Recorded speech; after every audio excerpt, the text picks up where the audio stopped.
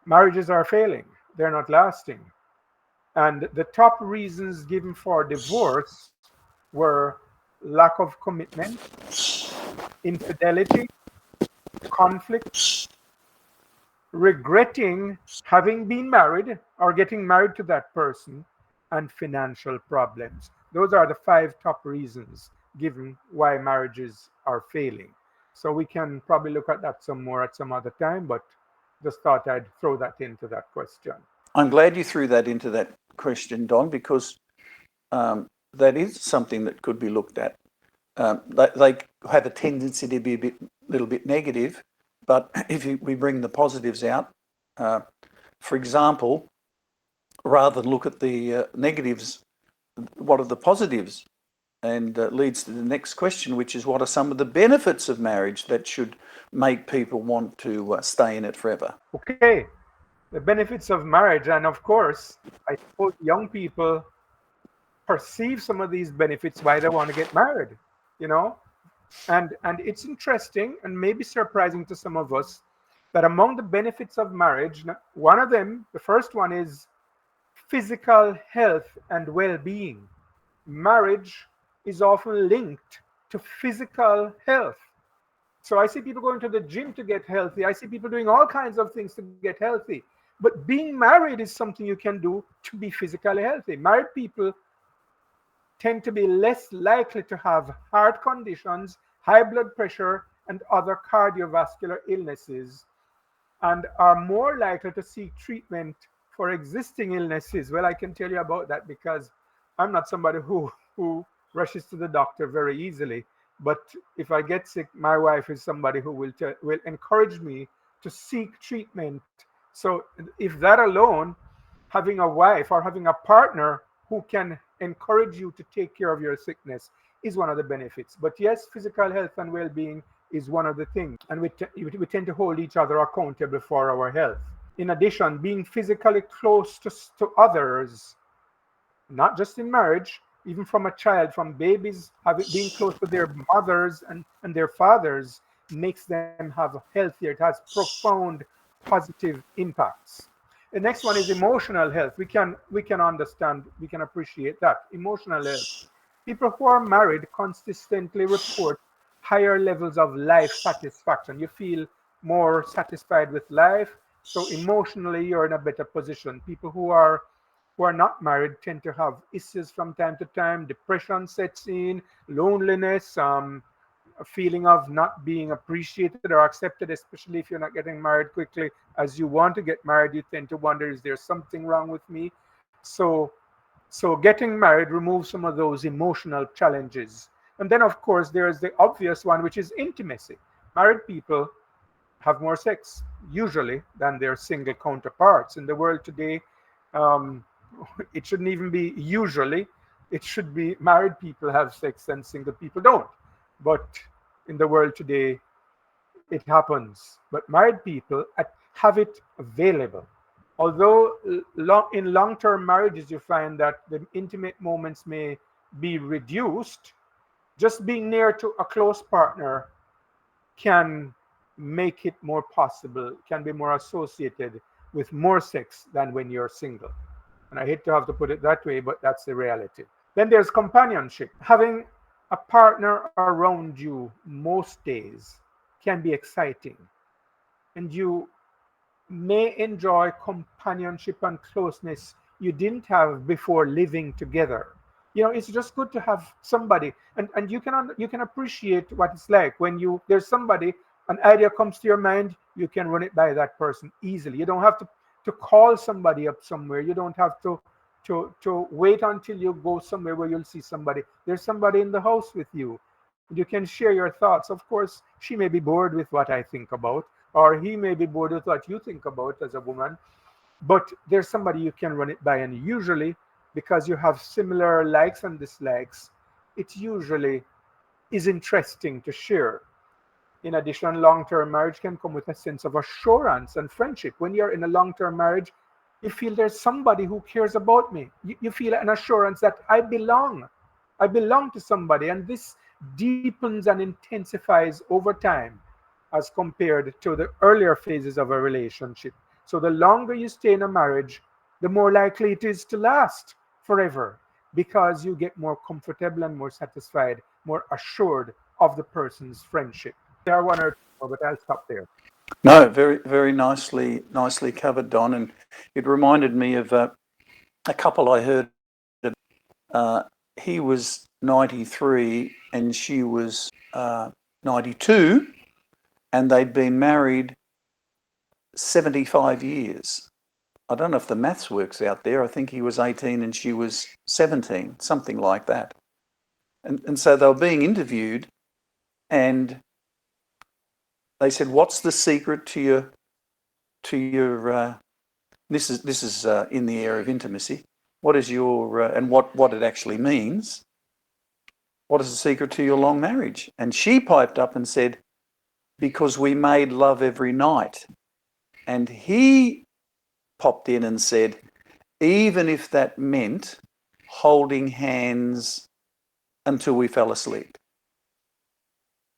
So Beautiful. Beautiful. slightly varied definition of that intimacy. It doesn't always have to be actual sex.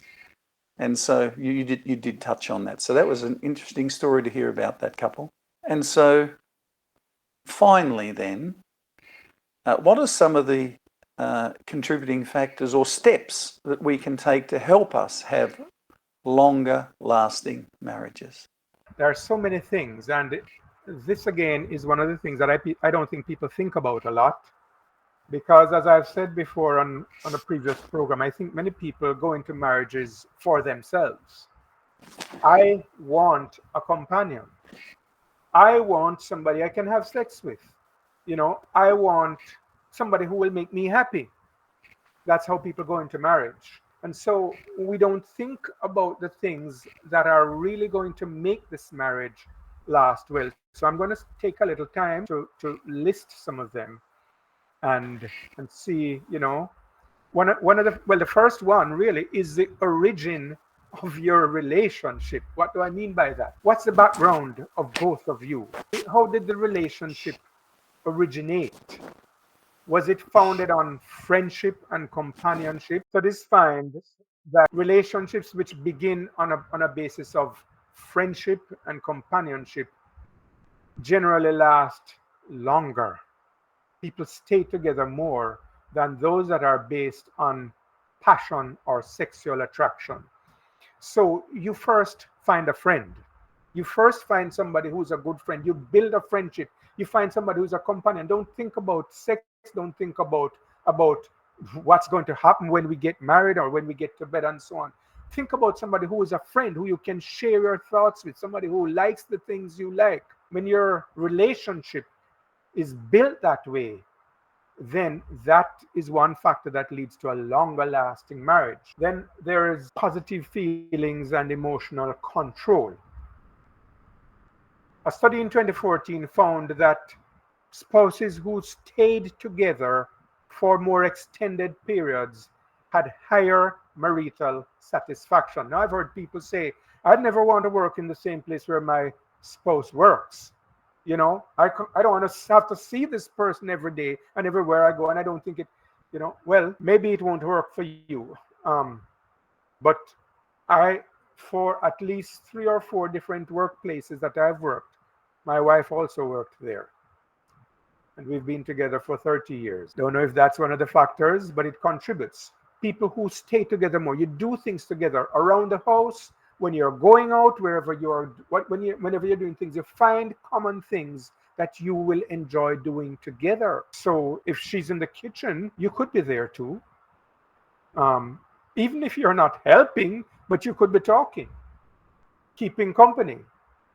If you, and I'm talking from a male perspective now, if you are raking the leaves, could she be on the veranda, at least talking to you while you rake, or encouraging you, or giving you a drink of water, just staying together,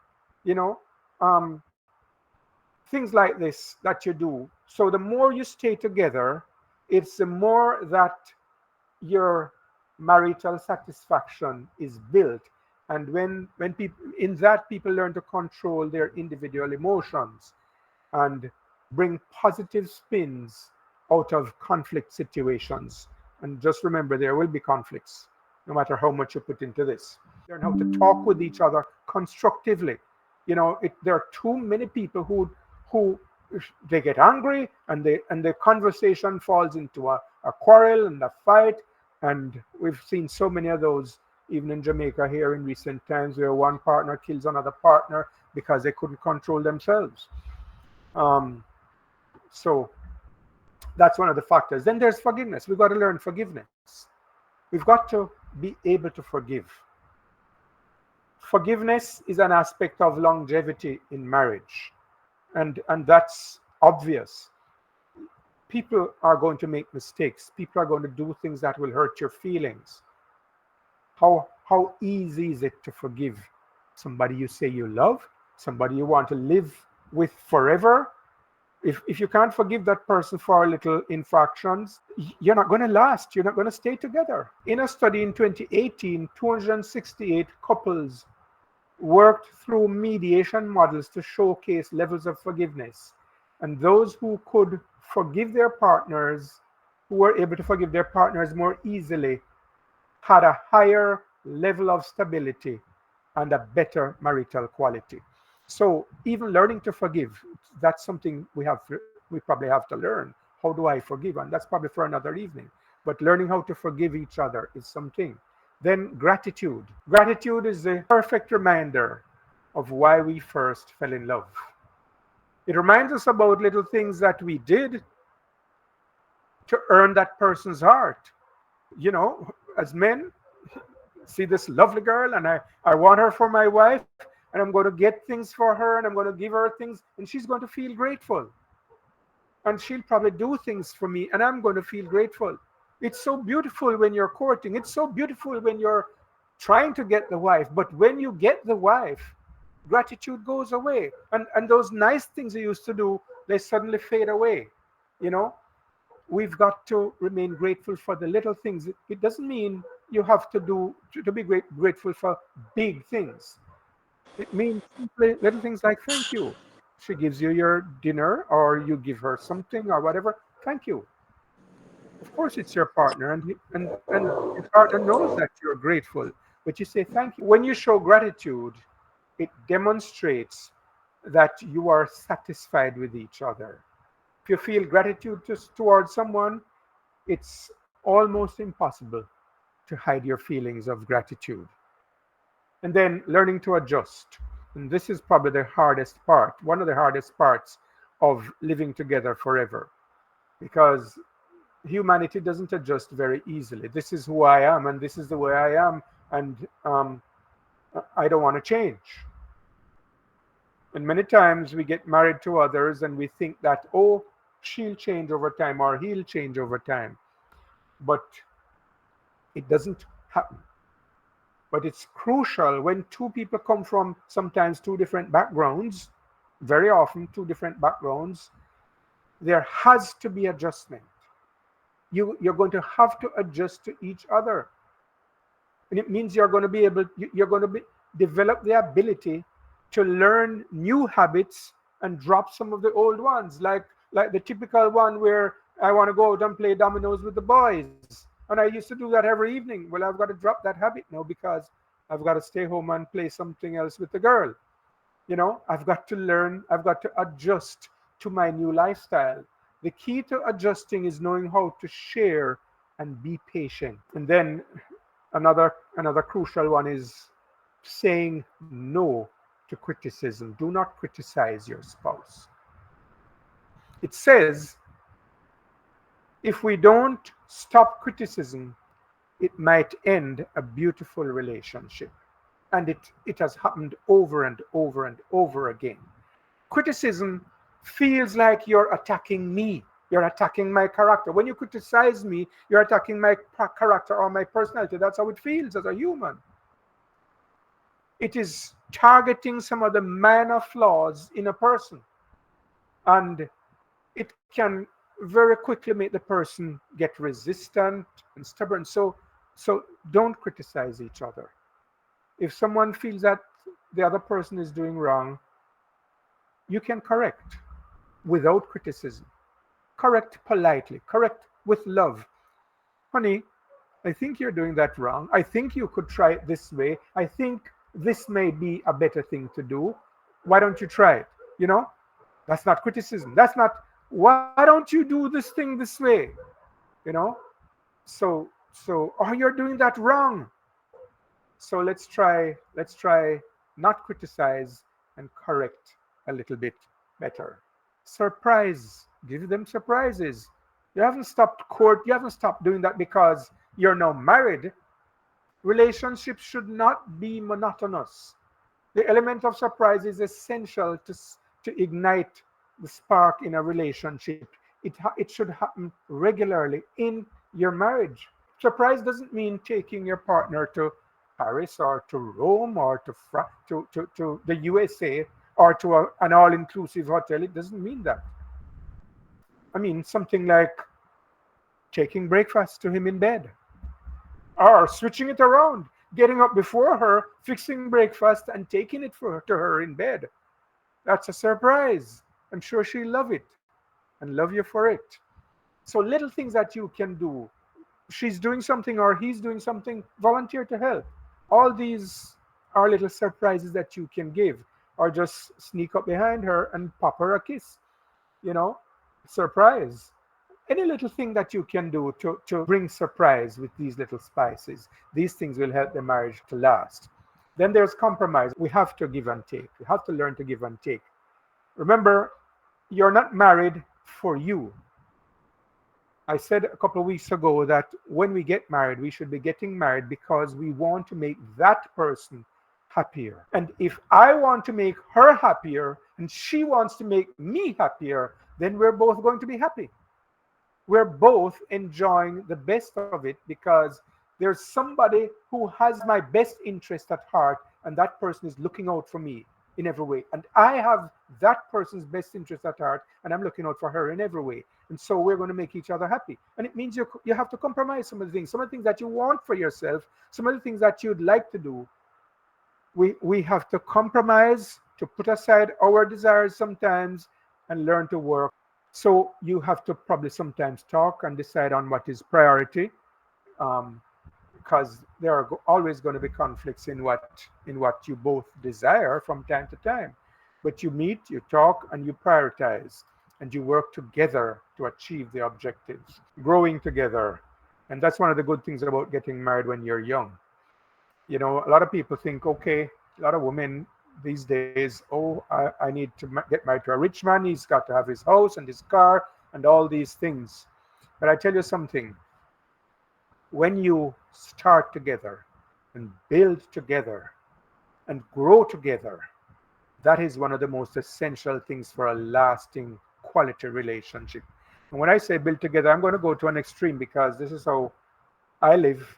Most people don't do this, I realize, but ever since we've been married, my wife and I, we have one bank account, we have one income, we have one expenditure budget. It means that no matter what I earn, no matter what she earns, it belongs to both of us. It all goes into one place, and it's not her money and my money. And so whatever we have achieved in life, we have built together without a line of demarcation. This is mine and that is hers. And I personally believe that if you build that way, if you grow together, you both have equal stakes in everything in that relationship. You don't want it to fail. It will last. So, but you've got to be fully committed, 100% committed to the person. You know, there's always this idea that, well, you've got to always have your spare money because if he does this and he does that, and you have the prenuptial arrangements that if we divorce or if we break up, I tell you something, why would you go into a marriage planning that if you get divorced? It means right at the start, you're not really hoping to last forever. So I believe, and this is just me, you may not share my views, everybody, but that's how I feel about it. When you go into something like this, it's for a lifetime. You give 100% to the person, because I believe it is always better to have loved and lost than never to have loved at all. I read that somewhere years ago and it stuck with me.